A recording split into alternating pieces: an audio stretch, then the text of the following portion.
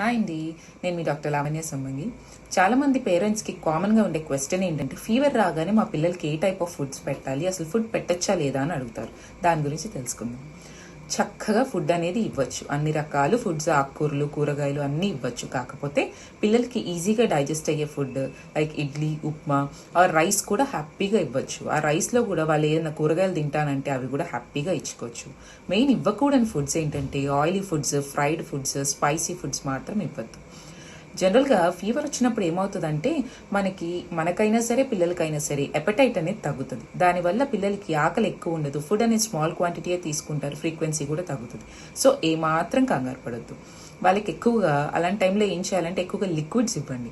Like ORS, fruit juices, barley, ఎండుఖర్జూరం water, సగ్గుబియ్యం చావులు, రాగి చావులు ఇలాంటి ఎక్కువ ఇస్తే పిల్లలు డిహైడ్రేట్ అవ్వకుండా ఉంటారు, నీరసం రాకుండా ఉంటుంది. సో ఫీవర్ వచ్చినప్పుడు పిల్లల్ని తినట్లేదని చెప్పి అలా మీరు కంగారు పడాల్సిన అవసరం ఏమీ లేదు.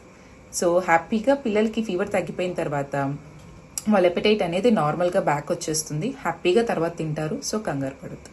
Thank you.